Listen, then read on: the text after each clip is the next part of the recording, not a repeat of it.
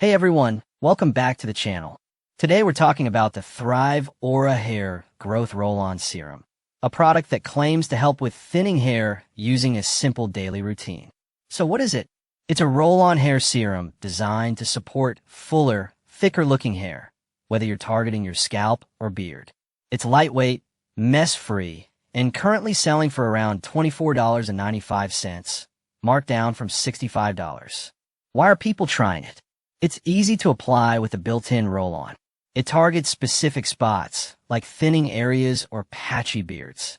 And it claims to show results in just a few weeks, without the greasy feel. But here's what you should know before buying. There aren't many verified reviews online yet. Sites like Reddit or Trustpilot don't offer much feedback, so it's tough to say how well it works. On TikTok, it's getting some attention, but most videos are unverified or sponsored, so take them with a grain of salt.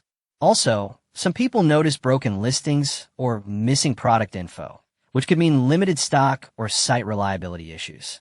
Final thoughts? If you're curious and want something quick and easy to try, this could be worth a shot at the promo price.